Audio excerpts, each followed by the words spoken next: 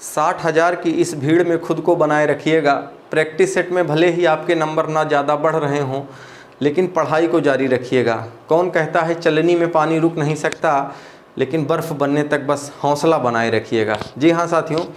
Paper होने तक अपना हौसला आपको भी इसी तरीके से बना करके रखना है कि जैसे भी पढ़ाई चल रही है या अगर नहीं भी चल रही है तो उसको चला लीजिए, और कहीं ना कहीं बाद में हमको इस बात का अफसोस ना हो कि यार हम अगर शायद उतने ही दिन पढ़ लिए होते तो हमारा सिलेक्शन हो गया होता। मेहनत खूब जोरदार करिए, और उस आपके मेहनत में जो हमारी सहभागिता हो सकती है, जो हम आपको दे सकते हैं वो हम दे रहे हैं, वो चाहे विभाग से संबंधित हो या चाहे आपके विषय से संबंधित जानकारी हो, ठीक है। और इसके साथ साथ हमारे कुछ साथी ये कह रहे थे कि सर रीजनिंग और मैथ तो हम लोग पढ़ रहे हैं, जैसे कि आपको जो लोग जुड़े हैं पहले से उनको पता होगा कि रीजनिंग और मैथ का पूरा सिलेबस इस यूट्यूब चैनल पे मैं पढ़ा रहा हूं आपको। और आपको हाँ एक बात और बता दूं, इसलिए नहीं पढ़ा रहा हूं कि मेरा पुलिस में सिलेक्शन हुआ, बल्कि इसलिए पढ़ा रहा हूं कि जब हम लोगों का 49,568 वाली भर्ती में रिजल्ट आया था तो 16-17 लोग हम जब सेलेक्ट हुए थे उसी में मैं पढ़ा रहा था उसमें बैच में। और उसके साथ साथ वहाँ से जब ट्रेनिंग के लिए जब मैं आया तो हमारे बहुत सारे जो साथी जिनको अन्य परीक्षाओं की जब हम लोग तैयारी करवा रहे थे तो उनका कहना यह था कि सर ट्रेनिंग हो जाए आपकी तो उसके बाद चाहे आप ऑनलाइन क्लासेस लीजिएगा।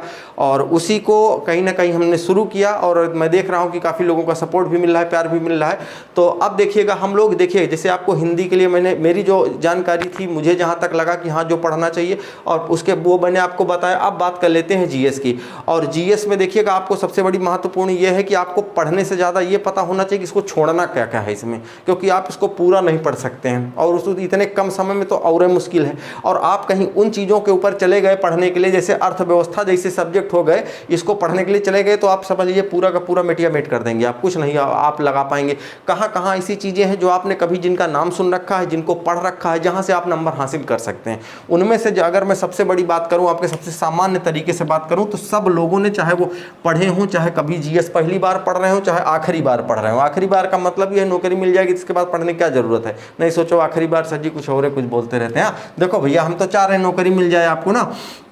हमें भी मिठाई खाने को मिलेगा। देखो पढ़ने के लिए सबसे पहले बुक और नोट्स की मैं बात कर लेता हूँ, फिर आता हूँ। देखो भैया बुक और नोट्स, आपके पास कोई भी किताब अगर है, कहीं से आपने कभी कुछ पढ़ रखा है, इन सारे सब्जेक्टों में हो सकता है, कभी आपके पास नोट्स हो, भूगोल की हो या इतिहास की हो, अर्थव्यवस्था किसी सब्जेक्ट की हो सकती है हो, तो आपको किताब उताब लेने की कोई ज़रूरत नहीं। जिन सब्जेक्ट की जैसे अगर नहीं है तो सीधे सीधे एक लूसेंट लाइएगा। लूसेंट जो किताब आती है जिसमें सभी के सभी सब्जेक्ट होंगे आपके, इसमें से करंट अफेयर्स नहीं होगा और ये उत्तर प्रदेश, ये सामान्य ज्ञान नहीं होगा, उसके लिए भी मैं बता दे रहा हूँ आपको, नहीं होगा। बाकी सभी सब्जेक्ट होंगे। अब देखिए ये जैसे आप बुक लाएंगे तो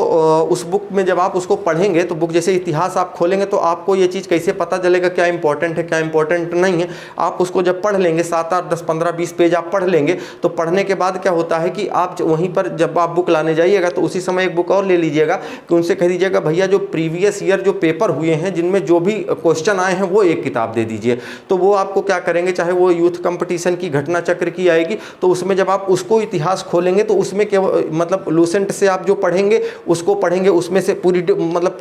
कैसे पढ़ना है वो पूरा का पूरा उसमें दिया गया है कि किसके बाद कौन सी चीज़ पढ़नी है आपको। हड़प्पा सभ्यता, वैदिक सभ्यता, सब सारी चीज़ें दी गई। मैं उस पर चर्चा नहीं करूंगा कि आपको ये लगे कि हाँ मुझे भी थोड़ा बहुत आता है नहीं आता, हमारे आने से आपका सिलेक्शन नहीं होने वाला, पढ़ना आपको है। हम लोगों ने थोड़ा बहुत जो पढ़ा उसके आधार पर आपको बता रहा हूँ, उसी आधार पर अगर आप पढ़ लेंगे तो सेलेक्ट हो जाएंगे, कोई दिक्कत नहीं। देखिए उसमें इतिहास पढ़ लीजिएगा, समझ में अगर आप पहली बार पढ़ रहे हैं तो नहीं आएगा, इसमें कोई दो राय नहीं है कि हाँ, क्योंकि अब देखो जैसे आपने इतिहास पढ़ लिया उसमें लगभग होगा हमारे ख्याल से 30, 35, 40 पन्ने का है वो, और उसके बाद वो जब इतिहास लूसेंट वाली खत्म हो जाए तो आप इतिहास पे चले जाएंगे। जो प्रीवियस ईयर सवाल आए थे उसमें आप खोलेंगे तो आपको क्वेश्चन मिलेगा, 4 ऑप्शन मिलेगा, उसके नीचे एक बॉक्स में कुछ डिटेल दी जाएगी तो आप उनको पढ़ेंगे तो थोड़ा यहाँ से पढ़ेंगे, फिर वहाँ से पढ़ेंगे, यहाँ से पढ़ेंगे, वहाँ से 2-3 बार आप इन दोनों किताबों को जैसे इतिहास पढ़ेंगे उसी तरीके से आपको भूगोल पढ़ लेना, उसी तरीके से आपको अर्थव्यवस्था, राजव्यवस्था और कंप्यूटर पढ़ लेना, आपके समझ में आएंगी चीज़ें। देखिए बहुत आप कोशिश करेंगे तो जैसे देखिए अब आप अगर मैं इतिहास की ही बात कर लेता हूं तो देखिए प्राचीन इतिहास में पढ़ने की सलाह लोगों को, जैसे अब टाइम होता है मैं इसी पर अगर डिस्कशन करूं तो जैसे प्राचीन इतिहास में आप जब प्रैक्टिस सेट जो प्रीवियस ईयर क्वेश्चन वाला आप जो बुक खोलेंगे उसमें आपको ये चीज़ पता चल जाएगी। आप देखेंगे उनमें से कहाँ से, जैसे कि आप देखेंगे तो जैन धर्म और बौद्ध धर्म से सवाल काफ़ी ज़्यादा पूछे जाते हैं, और उसके बाद उधर चंद्रगुप्त हो गए, अशोक हो गए, इन सब से सवाल पूछे जाते हैं। यहाँ से मध्यकालीन इतिहास में जो है कौन कौन सी इमारतें कब बनी और कहाँ से कहाँ युद्ध किसके किसके बीच में कब हुए, ये चीज़ें ज़्यादा पूछी जाती हैं। आधुनिक में आएंगे तो आप गांधी जी के इर्द गिर्द कहीं ना कहीं चीज़ें घूमती रहती हैं, आंदोलन वगैरह। और यहाँ से आप देखेंगे, आज मैं ये गांधी जी के बारे में बता रहा हूँ, आपके सवाल पेपर में फंसेगा सब ये, तो आप अगर आपको लगता है तो गांधी जी जहाँ हों उन पर थोड़ा विशेष ध्यान दे लीजिएगा, कब कहाँ आए, कहाँ गए, कौन सा आंदोलन चलाए, ये सब सारी चीज़ें आपको पढ़ लेना है उसमें, ठीक है। अब देखिए तो इसको क्या करना है, पढ़ने का मतलब एक ही बार पढ़ेंगे याद नहीं होगी आपको। अब आपको समझ लीजिए कि आपके पास लगभग 20-25 दिन का टाइम है, और 20-25 दिन में उसको रिवीजन मारना है। और मारने का मतलब ये है कि अगर इसमें से आप देख लेंगे तो लगभग 5-6 क्वेश्चन आने हैं। अगर 5-6 क्वेश्चन आने हैं तो आपको ये कोशिश करना है कि 2-3 आपको सही करना है। मैं भैया एकदम पूरा बता दूं आपको, आप चाहे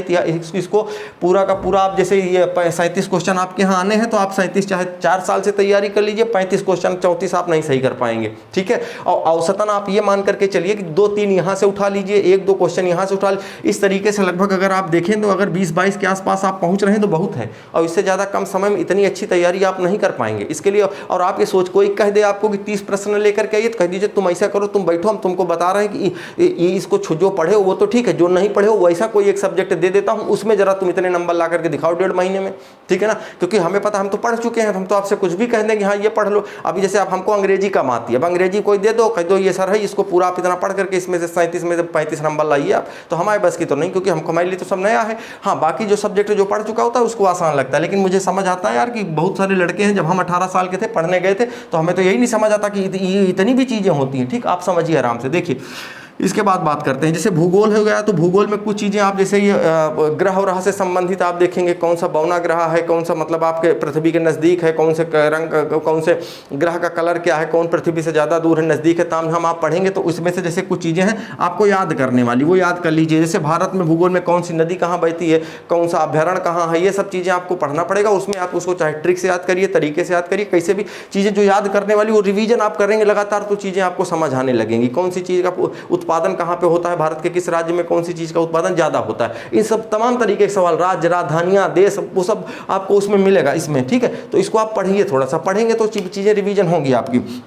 पर्यावरण भी इसी से संबंधित होता है कि जिसमें पर्यावरण के बारे में थोड़ी बहुत चीज़ें पूछी जाती हैं, ठीक है। तो उसमें आप पढ़ेंगे तो आपका भूगोल के साथ साथ ये भी कंप्लीट हो ही जाता है, ठीक। अब देखो भैया, इसके बाद अर्थव्यवस्था। अर्थव्यवस्था आप पढ़ने की कोशिश मत करिएगा। अर्थव्यवस्था में अगर आप पढ़ना चाह रहे हैं तो देखिए इसको पहली चीज़ तो छोड़ दीजिएगा आप, क्योंकि ये बहुत ही खतरनाक सब्जेक्ट है। हम आपको बताएं, नौकरी मिलने के बाद भी हमारे ये सही से समझ में, हमारे नहीं, कई लड़कों को समझ में आता नहीं है जल्दी। दूसरी चीज़, इसमें आप अगर पढ़ना चाहते हैं तो जो पंचवर्षीय योजनाएं आती हैं, पंचवर्षीय योजनाएं जब से भारत देश आज़ाद हुआ तो हर 5-5 साल पर योजनाएं चलाई गई, पहली, दूसरी, तीसरी। तो कब जो है बैंकों का राष्ट्रीयकरण कब हुआ, मतलब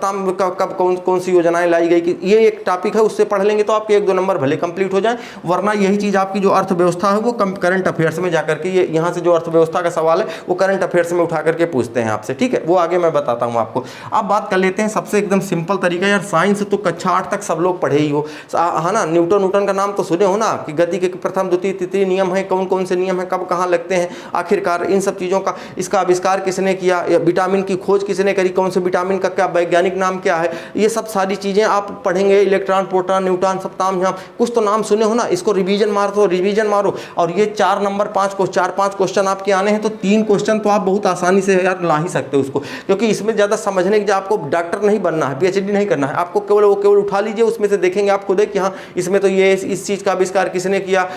फोन का आविष्कार किसने किया, साइकिल का आविष्कार किसने किया, पेन का आविष्कार, तमाम ऐसी चीज़ें पढ़ लेंगे आप। पढ़ते पढ़ते विटामिन बी का नाम क्या है, विटामिन B12 को क्या कहा जाता है, तमाम तरीके की चीज़ें ऐसी होंगी जो हम लोग पहले पढ़ चुके हैं, और उसमें उसको आप पढ़िए, याद करिए, याद करने से ही चीज़ें आएंगी। और याद करने मतलब एक बार में आप सोचो याद हुई, नहीं याद होंगी। एक बार आप पढ़ेंगे, 2 बार पढ़ेंगे, उसके बाद जब प्रैक्टिस सेट पे आएंगे तो कहेंगे इसको पढ़ तो रहे थे, उसमें तो नमवा कुछ इस तरीके का था, नमवा उसमें लिखा हुआ था, तो 4 ऑप्शन में से 2 तो लगेंगे, ये 2 तो नहीं हो सकते, इन्हीं 2 में से कोई ना कोई है। फिर दोबारा पढ़ेंगे तो उस पर जब जाएंगे फिर लगेगा यार ये वाला पढ़ चुका हूँ, इसको अब सही से पढ़ना है हमको ना, तो चीज़ें ऐसे होंगी क्लियर, ठीक। विज्ञान। अब उसके बाद अगर मैं बात करूं राज व्यवस्था, देखिए ये 2 चीज़ें ऐसी हैं, एक विज्ञान के बाद एक और बता देता हूं, कंप्यूटर। देखो कंप्यूटर भी थोड़ी बहुत जानकारी रखते हैं आप लोग, है ना। रैम रोम क्या होता है, इनपुट क्या होता है, अब उसमें ताम झाम जो भी है वो आपका रैम रोम दुनिया भर का नाटक जिसमें है कि इनमें से कंप्यूटर में आप ये बताइए कि निम्नलिखित में से रैम मेमोरी कौन है, मतलब स्थायी है कौन, अस्थायी मेमोरी है, दुनिया की ताम झाम इसमें कुछ चीज़ें आप समझ पाएंगे, ठीक है। हार्डवेयर कौन, सॉफ्टवेयर कौन, ताम ये सब आप इसको कंप्यूटर वाले से थोड़ा मोबाइल से कोरिलेट करके पढ़ेंगे तो हमको लगता है लूसेंट में इसका 6 ही 7 पेज दिया गया है ज़्यादा से ज़्यादा, और इसमें फुल फॉर्म पूछा जाता है, फुल फॉर्म उसको पढ़ लीजिए, ठीक है। तो ये चीज़ें आपके समझने लायक नहीं है कि कंप्यूटर में आपको कुछ समझना है, समझ लेंगे इतना नहीं है। साइंस में भी आपको चीज़ें नहीं समझ आ रही, पढ़ लीजिए, पढ़िए उसको आराम से, ठीक है। अब इसके बाद बात करते हैं, देखिए राज्य व्यवस्था ऐसी चीज़, राज्य व्यवस्था का मतलब आप समझ रहे होंगे जो संविधान है। संविधान में भाई यहाँ से लेकर के चाहे एक प्रधान से लेकर के प्रधानमंत्री तक की कहानी है जो एक नियम कानून पर चलते हैं। अब हमारे कुछ अधिकार भी हैं, हमारे कुछ कर्तव्य भी, हमारा संविधान बना तो कैसे बना, उनमें क्या क्या चीज़ें हैं, हमारे प्रधानमंत्री किस तरीके से काम करेंगे, राष्ट्रपति कैसे काम करेगा, आम जनता कैसे काम करे, वो सब सारी चीज़ें उसमें लिखी हैं। तो अगर आप इनको कनेक्ट करके पढ़ने की कोशिश करोगे तो नहीं पढ़ पाओगे। तो आप सीधे सीधे से जो चीज़ें, जो सवाल आए हैं उन्हीं सवालों पर कि कौन सा संविधान संशोधन कब हुआ, कब चीज़ों को किन चीज़ों में बदला गया, तो आप उनके पीछे का कारण क्या रहा ये जानने की कोशिश मत करिए। ईडब्ल्यूएस को 10% का आरक्षण दिया गया, क्यों दिया गया, ये भाड़ में जाए, कब दिया गया और कौन सा संविधान संशोधन था, हमको ये पता होना चाहिए, ठीक है। अब हमको मतलब जीएसटी आया तो किस संविधान संशोधन हुआ, जीएसटी क्या है, कब से आया, क्यों, ये नहीं पूछा जाएगा। हाँ, ये आपसे पूछा जाएगा कि बताओ जीएसटी किस संविधान संशोधन द्वारा लागू किया गया, या जीएसटी मतलब आपसे ये जीएसटी का फुल फॉर्म पूछ लिया जाए, जीएसटी में कितने प्रकार के कर हैं, कितने परसेंट है, 4%, 8%, 12, 18, 28 जो भी है वो पूछ लिया जाएगा। आपसे ये क्यों वाले सवाल नहीं पूछे जाएंगे, बल्कि हाँ जब हम लोग क्लास में पढ़ते हैं, टीचर पढ़ाता है तो ये बताता है जीएसटी की शुरुआत क्यों हुई थी, आखिरकार इसको लाना क्यों जरूरी है, क्यों नहीं लाना जरूरी है, कोई एक पक्ष है इसका जो है समर्थन कर रहा है, कोई दूसरा पक्ष विरोध क्यों कर रहा है। तो हर चीज़ों के दो पहलू होते हैं, वो आपको जानने से कोई मतलब नहीं है। जो चीज़ें हैं वो आपको पढ़ना है कि कब क्या कैसे हुआ, उसका सीधे तथ्य चीज़ें आपके पेपर में आएंगी, वही आपको याद होना चाहिए, ठीक है। देखिए तो आप राज्य व्यवस्था, क्योंकि देखिए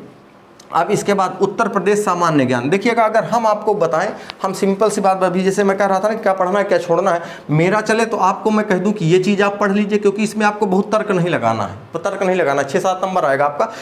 तर्क का मतलब ये है कि आप जैसे पता है कि उत्तर प्रदेश में कौन सी चीज़ कहाँ पर फेमस है ना, जैसे कि पता चले आंवला कहाँ का फेमस है, अमरूद कहाँ का फेमस है, चूड़ियाँ कहाँ की फेमस हैं, ताले कहाँ के फेमस हैं, या कौन सी चीज़ कहाँ पर उत्पादित होती है ना। अब आप उत्तर प्रदेश के का जो है पूर्वी सबसे जिला कौन सा है, पश्चिमी, उत्तरी, दक्षिणी, सब यही सब पूछा जाएगा। और कितने संभाग हैं, कितनी क्या है, कौन सी चीज़ें हैं, कितने जिले हैं, तो आपको ये चीज़ें हैं उत्तर प्रदेश में। किताबुआ खोलोगे ना भैया आप, तो सबसे पहले वाला चैप्टर में उत्तर प्रदेश स्पेशल वाली जब किताब आप खोलेंगे तो आपको मैंने बताया उत्तर यूपी स्पेशल की आप कोई भी किताब ले लीजिए, चाहे परीक्षा वाणी ले लीजिए, यूथ कंपटीशन के ले लीजिए, कोई भी ले लीजिए, उसको जब आप देखेंगे खोलेंगे तो उसमें आपको बढ़िया 6-7 नंबर बड़ी आसानी से आ जाते हैं। आपको मैं बताऊं, जब मैं पढ़ने के लिए बैठा था यार, मुझे लग रहा है ये सरवा ये पता नहीं कभी पढ़ा नहीं हूँ कहीं, लेकिन जब उसको पढ़ने बैठोगे ना आप तो यार लगेगा यार ये तो चीज़ें मतलब, क्योंकि आप पता है जैसे यूपी के कई जिले उले का नाम आएगा ना तो आपको ये पता, अच्छा ये जिला सबसे पूरब में है, ये जिला सबसे पश्चिम में है, चलो कम से कम यूपी कभी घूमने उमने पेपर ऊपर देने जाएंगे तो पता चल जाएगा कि अच्छा ये पूर्वांचल साइड वाला जिला है, ये उधर वाला है, ये उधर वाला है, सब आपको लगेगा कि यार ये तो हमें जैसे योगी जी कहते रहते हैं, अखिलेश जी कहते रहते हैं, मायावती जी कहती रहती है कि हमारे जिले ये वो जिले में रैली चल रही है, वहाँ चल रही है, तो हमको पता हो जाएगा, चीज़ें समझेंगे आपको लगेगा हाँ नई नई चीज़ें सीख भी रहा हूँ मैं। तो यहाँ से आपके क्वेश्चन भी आएंगे और उसके साथ साथ आप चीज़ों को सीखेंगे भी। और इसको देखिए सबसे ज़्यादा फोकस यहाँ करिए और यहाँ करिए, और उसके बाद हो सके तो आप राज्य व्यवस्था तैयार कर लीजिए और कंप्यूटर आप पढ़ लीजिए। अब आप कहेंगे सर जी क्या इन्हीं 4 से सिलेक्शन हो जाएगा, बाकी इधर वालों को सबको छोड़ना है? नहीं, देखो हम मानते हैं 6 से 7 क्वेश्चन यहाँ आए थे, तो औसतन मैं मान लेता हूँ कि आप इसमें 4 क्वेश्चन आप सही कर सकते हो। 6 से 7 यहाँ है, अगर आप 4 क्वेश्चन यहाँ सही कर रहे हैं और अगर आपके कंप्यूटर 2 क्वेश्चन आ रहे हैं तो 1 यहाँ से सही कर रहे हो। आप देखो 4, 4, 8 और 1 कितने क्वेश्चन हो गए? 9। और अभी पढ़े आपने कितने? केवल और केवल 3। देखो कहने के लिए तो यार मैं कह दूँ 5 यहाँ से कर ले, 5, 6 यहाँ से ले आओ और तुम 2 के 2 पूरे यहाँ से लाओ। हम तो यही चाहेंगे ना, लेकिन बतरते क्या है कि उन चीज़ों पर फोकस करो जो फाइनल रिजल्ट देते हैं, वो भी फाइनल इतना ज़्यादा मेहनत करने के बाद। अब देखो जैसे मैंने यहाँ बात करी कि अगर बात करते हैं यहाँ ये 5 से 7 क्वेश्चन यहाँ आता है आपका, तो अगर आप इनमें से 2 से 3 नंबर भी आप अगर लेके आते हो, 2 से 3 नंबर भी लाते हो तो आपका मामला ठीक रहता है यार, कोई बहुत ज़्यादा दिक्कत की बात नहीं है। क्योंकि आपको पता है कि अगर आपके सिलेक्शन में मुख्य 2 सब्जेक्ट हैं वो आपका रीजनिंग और हिंदी है, बहुत तगड़ी भूमिका निभाएंगे, नंबर वहीं से बहुत तगड़े से इंक्रीज होंगे। और उनमें जिनके नंबर ठीक आ गए, इसमें अगर आप औसतन अगर आप नंबर भी लेकर के आते हो मामला आपका ठीक चल जाएगा। देखो अगर मान लीजिए 2-3 नंबर यहाँ से आते हैं, भूगोल में आपको पता है कि जैसे 6 से 8 नंबर आपके पूछे जा रहे हैं, अगर आप 2 3 नंबर यहाँ से ले आते हो मान के चलो, तो 3 2 5 नंबर आपके यहाँ से हो जाएंगे, ठीक है। 9 और 5 कितना हो जाएगा आपका 14 नंबर। अब बाकी की चीज़ें आपकी बचती हैं, देखो एक बचता है इस तरह करंट अफेयर्स बच रहा है, एक 4 से 6 नंबर का, और अर्थव्यवस्था। तो अगर इन दोनों को मैं मिला दूँ, 4 और 6 नंबर ये हैं, 2 3 ये, तो दरअसल ये अर्थव्यवस्था वाली चीज़ें भी आपके करंट अफेयर्स में उठा करके पूछता है। तो अगर इनमें से 8 नंबर हैं तो दरअसल इसमें 8 नंबर 8 क्वेश्चन के आसपास जो है, और कोई सब्जेक्ट तो बच नहीं रहा। देखो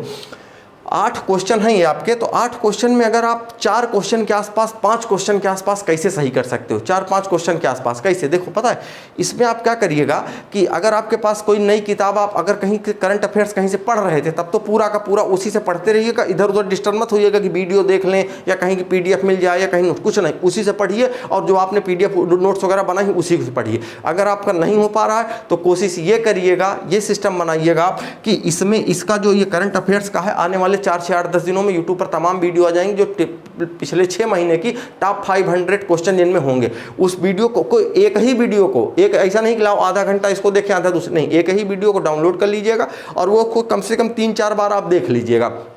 पेपर में जो होगा आपके, अगर उसमें 4 से 8 क्वेश्चन आ रहे हैं तो उनमें से आप कुछ नहीं तो कम से कम 4 क्वेश्चन के आसपास सही कर ले जाएंगे, और अगर 18 क्वेश्चन के आसपास अगर आप सही कर पा रहे हैं तो इसका मामला ये है कि आप ठीक ठाक हैं, कहीं ना कहीं कोई बहुत बड़ी दिक्कत की बात नहीं है, ठीक है। चलिए ठीक है, फिर आप तैयारी करते रहिए, और किसी तरीके का आपके मन में कोई सवाल हो तो आप पूछ सकते हैं। बाकी आपको पता है कि जैसे मैथ और रीजनिंग हम लोग पढ़ ही रहे हैं, पूरा आपको प्लेलिस्ट वाइज आपको मिल ही जाएगा 1 to 12 करके कैसे पढ़ना है। और हाँ, विभाग से संबंधित चाहे आपका मेडिकल का हो, DBPST का हो, बहुत सारे लोग हमसे कमेंट करते हैं कि सर ये हमें ये चीज़ समस्या है, हमारे पैर में दिक्कत है, हाथ में दिक्कत है, आंखों का ऑपरेशन हुआ, तो मैं जानबूझ करके इन चीज़ों को आपको नहीं बताता हूं, क्योंकि देखिए मेडिकल उडिकल में फेल बहुत कम लोग होते हैं, नॉर्मल चीज़ें होती हैं। अगर किसी को समस्या होती है तो पेपर पास होने के बाद उनको हम आपको बता देंगे, भैया डॉक्टर से मिलवा देंगे ले चल के कि इस समस्या का क्या उपाय होना चाहिए, तो आप उसको देख लीजिएगा, आराम से आप कहीं ना कहीं अपना मेडिकल सही कर पाएंगे मेडिकल के पहले, और उसके साथ साथ आप उसके बाद फिर कैसे तैयारी करें, कैसे दौड़े उड़े, पेपर के बाद सारी चीज़ों पर डिस्कशन कर लेंगे, क्योंकि अभी केवल मामला होना चाहिए केवल और केवल पढ़ने का, ठीक है। और जैसे हमारे कुछ साथी हैं उनको मैं बता दूं कि जैसे आप और चीज़ों पे कि जैसे कि सर हमारा करेक्शन करवाना है तो इसकी डेट कब आई, या कोई और ऑफिशियल कोई जानकारी आती है, कोई अन्य चीज़ें जैसे चल रही होती हैं, तो उनको हम किस तरीके से मैनेज करें, तो आपको मैं बता दूं उसके लिए अब जो टेलीग्राम ग्रुप है उसमें हम लोग कहीं ना कहीं उसमें चीज़ें प्रोवाइड करवा देते हैं, आप जाकर के वहाँ देख सकते हैं। क्योंकि हर एक टॉपिक का वीडियो बना पाना हमारे, अगर हम आपको सब्जेक्ट ना पढ़ा रहे होते तो हम आपको रोज़ कुछ ना कुछ बता के बना देते, लेकिन सब्जेक्ट भी तैयार करना होता है, दोनों रीजनिंग और मैथ आपको पढ़ाना भी होता है, और उसके साथ साथ उसमें से कम समय में हमको पढ़ाना होता है कि कम से कम आपको, क्योंकि आपका भी कम समय लगे और आप भी कहीं ना कहीं अपना जो है जनवरी लास्ट तक या मान के चलिए कि फरवरी के पहले सप्ताह में कहीं ना कहीं पूरा सिलेबस कंप्लीट कर सकें, ठीक है। चलिए ठीक है, पढ़ते रहिए, फिर मिलते हैं अगले वीडियो में, ठीक है। Okay, thank you so much, best of luck.